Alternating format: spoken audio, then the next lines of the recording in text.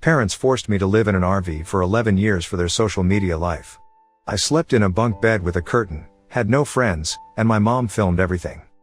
My parents decided when I was only around 7 years old, far too young to get an opinion on anything, to pack us up and move into an RV to travel around the US.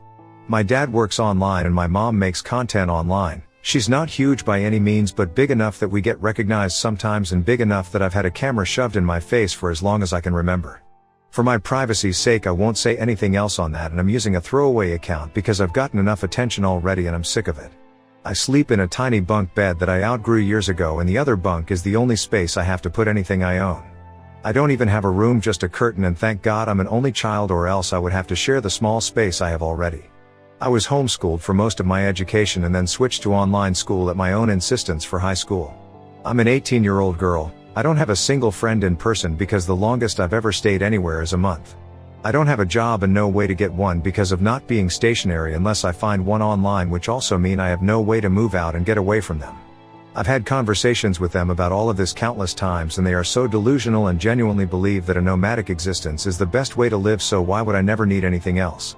I hate them for treating me like some pet they can just drag along in their plans rather than their child. I hate traveling, I don't like heat, I hate dealing with bugs, and I'm so sick of hiking. I can't wait for the day that I finally figure out a way to get away from them with their morning's hikes and cameras in my face. I've traveled around the US, yeah, but God forbid I want to have a normal life, go to college, or maybe even make some friends? That's asking too much. Update 1, September 19, 2024. Hello. Barely over a week ago I made a post talking about my very negative experience living in an RV with my parents for around 10 years now. Despite it being such a short time since I've posted it, a lot has changed for me since then. I don't know how many people here would be interested in an update on my situation, but I know quite a few people were very concerned and would probably appreciate an update, so here it is. Also, fair warning, this is a fairly lengthy post. I have a tendency to ramble, so there is sort of a TLDR at the end. I had a lot of people give me really helpful advice, resources, as well as even offers to try to help personally, some being questionable admittedly, but a majority being genuinely concerned, wanting to try to help, and I very much appreciate that. It was slightly overwhelming, to be honest, and I ended up not responding to a lot of people, so you'll all have to forgive me for that. But even if I didn't respond much, I have been doing research on a lot of the information people gave me. Something that stood out to me was people asking if I had any family I could stay with, to which I had to respond, not that I know of, because I don't have anyone on my dad's side of the family, and my mom strictly no contact with her family. I did not know if they were alive, if they cut her off, if she cut them off, or even any details about them, and my mom had never wanted to talk about it. What information I did have was my mom's maiden name, which is pretty uncommon, and where she was born, which in terms of trying to find family can actually get you surprisingly far, I've come to realize. I've always had a slight hatred for the internet because I never had any choice in my life being public knowledge, and I know that once something is out there, it's out there, but for the first time I'm actually really grateful for the internet. I was able to find some information on my mother's side of the family, and specifically was able to find my grandma's Facebook account, though it did take me some effort. After a lot of stressing on how to approach messaging her, if I even should, as well as potential outcomes, I messaged her explaining my mom's life, who I was, and my situation. I won't go into details onto why my grandma and my mom are no contact, because that is not my story to share, but my grandma was appalled that she has a granddaughter she didn't even know about, and even more so the way in which her daughter raised me. I found out I have an aunt and an uncle, both of which my grandma told them about me and my situation. I've been in pretty much constant contact with all of them since just learning about each other. All of them want to help me get out of this living situation with my parents, and luckily with me being 18 now, it's actually possible. Again, I don't feel entirely comfortable going into details, but I have arrangements to go stay with my aunt who lives in a big city on the West Coast that had a lot of potential opportunities for me to start college or whatever I see fit, which I do plan on figuring out college, happy to announce. My uncle has kids, but my aunt lives on her own and has a spare bedroom which she has no problem letting me stay in for as long as necessary. I have a train ticket scheduled and purchased by my aunt and enough money to get to the station. I'm talking with my family, still feels weird to type, currently, and trying to plan out the details like how or if I'm going to tell my parents. My mom doesn't know any information on where any of her family lives, so even if I were to tell my parents who I'm going to live with, they wouldn't know where I was specifically. Someone pointed out that if I did leave without telling them, I should leave a note or some form of proof that I left willingly, so if I do opt out of a conversation, I'm planning on either leaving a note or filming a video explaining my plans and why I'm leaving, which would be kinda of ironic, wouldn't it? Regarding my mom filming, I've been very quiet around my parents and just refusing to talk when the camera is on, but neither one of them has mentioned it yet so far, luckily. Also, speaking of my mom's content, I would like to very much emphasize something quickly. Almost everyone was genuinely trying to help, but I had a few people replying trying to guess who I was. Luckily, the few I saw were basically torn to shreds and ended up deleting their comments. I also had a few people who messaged me privately trying to make a guess at who I am, which at least that's not public, I guess. Although I can understand being curious, I posted anonymously with very little personal information for a reason. As I stated in my previous post, I have gotten enough attention and I'm very much sick of it. I would very much appreciate it if you guys can respect that. Even if you think you might know who I am, please don't make public guesses, and understand that I don't want this to be even more public information tied to my name. Very long story short, I have set plans to leave as well as a safe place to go with my aunt once I do, and very much appreciate so people for being so willing to help. If you had told me not even 2 weeks ago that not only do I have a plan to move away from my parents but contact with family members I didn't even know existed, I don't think I would have believed it. I'm currently not planning on making another post updating this, but wanted to let anyone who is concerned about me to not worry. Genuinely, thank you. Comments where Op has replied, commenter, be careful. You don't really know your mom's family. I know it seems like an out. Just be careful. Oop, I absolutely will be. Why my mom isn't in contact with them makes total sense, and none of it was their fault, plus they were able to send me evidence of that.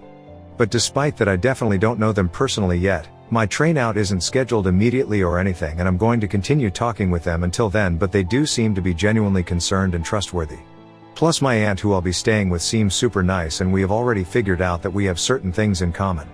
To the same commenter a bit later, oop, oh I forgot to mention earlier, as I said in the post, I'm planning on going to college because that's a more obtainable option for me now.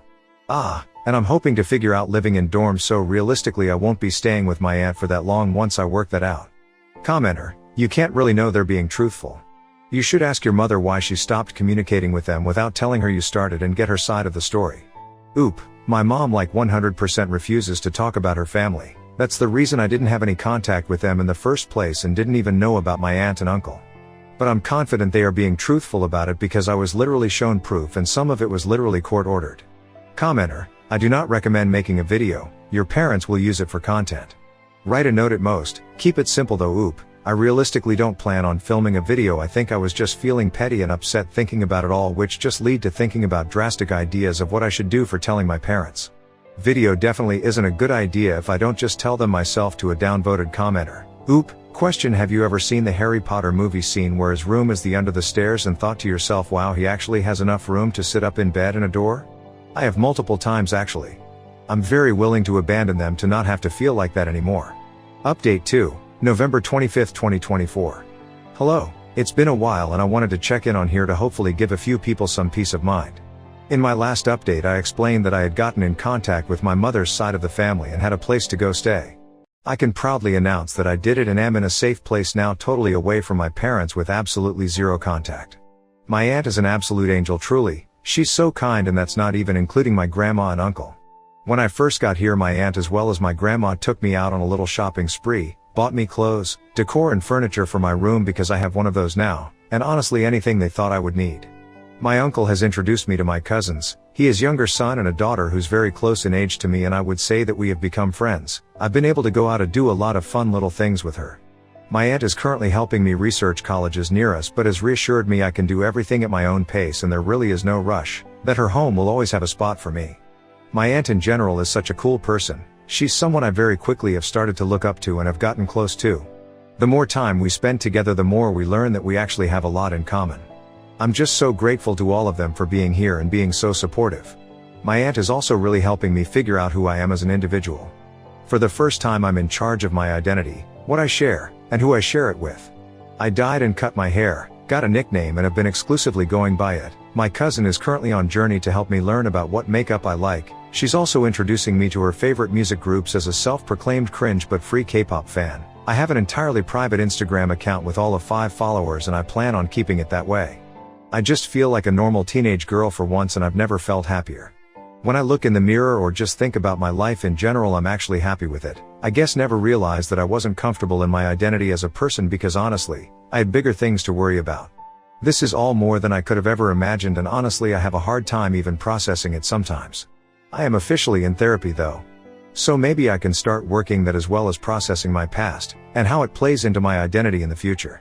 My new therapist is actually the part of the reason I'm making this update. She thinks that posting this could be a good way to get closure to a certain extent.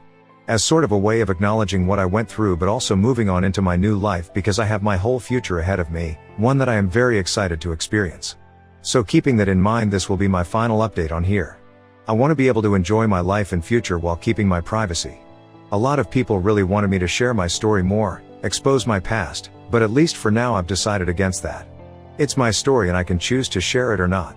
For once I have control over who gets to know what information about me, and I'm not willing to give that up yet, but I suppose I don't know what the future holds. So I'm asking as nicely as possible that people please respect that. I absolutely appreciate the support and advice so many have given me, and just know I'm safe. I can honestly say that I'm happy. I'm planning out my future, what I want to do with my life, and who I am beside just a persona on camera. So thank you so much for everything, and goodbye. Smile. Next story. Overheard my fiancé's childhood friend crying in the bathroom about how she always loved him and the wedding should have been hers at my bachelorette party. Hello, everyone. I, 23F, and my fiancé Elijah, 28M, are due to get married at the end of next month at our destination wedding. Last night was my bachelorette party and I invited my closest family and friends to come along with a few of my fiancé's family and his friend Cami, 27F. For some backstory, I and my fiancé met when I was 19 years old. Both of our fathers are business partners and have been friends since I was in high school. One night his family invited mine over for a party being held at their home, and that was the first time we met. I was attracted to him, but I knew he was older, so I didn't believe I had a chance. As the night progressed, he was hanging outside in his backyard alone smoking, and my sister dared me to go talk to him. So I did. And a year later we began a relationship. My fiancé and Cami have been friends since they were kids and their families are very close. She's always been extremely nice towards me and wanted to be best friends from the first time we met.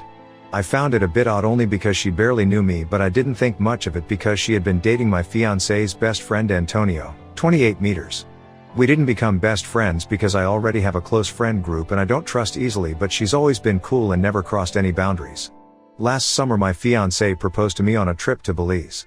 When the announcement was made, everyone sent their congratulatory praises to us but Cami. She sent a text the next day, to my fiancé only, not our friend group chat, saying she was happy for him.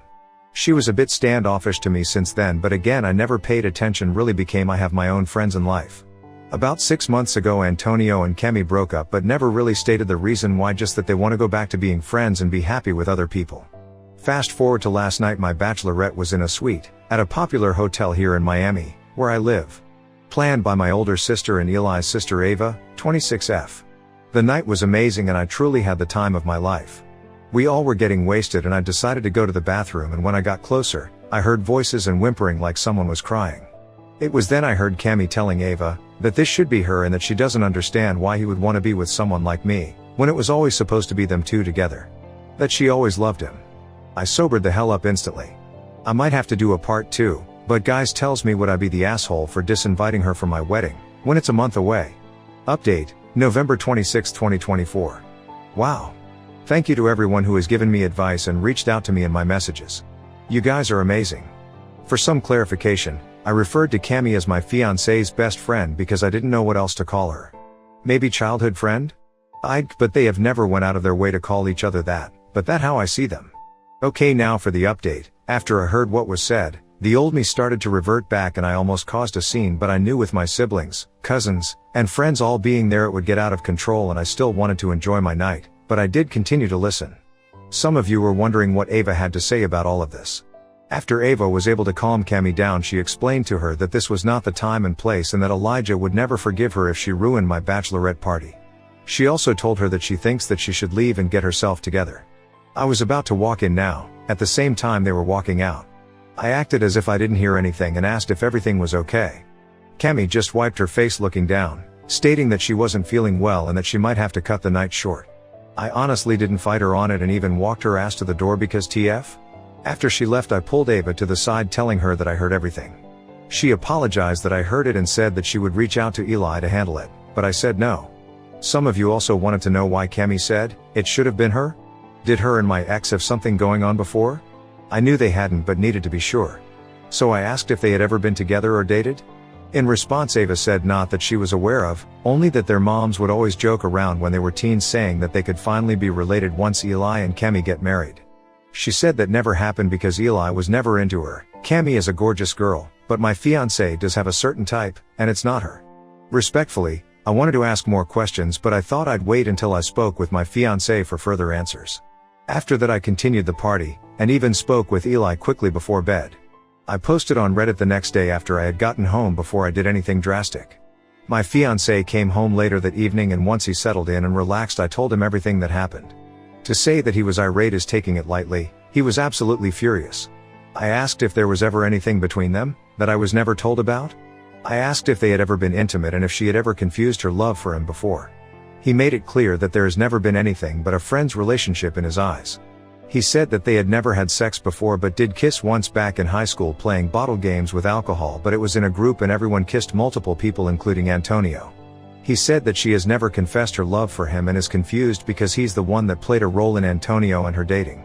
He wanted to call her right then and there, but I told him to calm down first because being upset would only make things worse. I want to say that my fiancé isn't mad that I heard it or is trying to hide anything.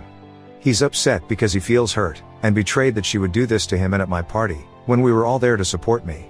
My fiancé can get really protective of me at times. He doesn't like to hear anything negative. I did express to him that I feel uncomfortable with her going to our wedding now. I want people at our wedding who are genuinely happy and supportive of us. Tonight, he texted her saying that he needs to speak with her. She replied saying she will let him know when she's home. So we will see how tonight's conversation goes. He also invited Antonio over for dinner and will speak to him about what's going on because things feel off. A lot of you were also questioning hers and Antonio relationship and if she used him to make Eli jealous. So we will all be present when the conversation does happen, to see what she has to say for herself. Since Thanksgiving is in a few days, I will update you guys on how the conversation goes and if anything new comes to light. Just give me some time to get through this holiday. Also, I have a wedding dress fitting tomorrow. I'm so excited. I might make a collage and show you guys my reference photos.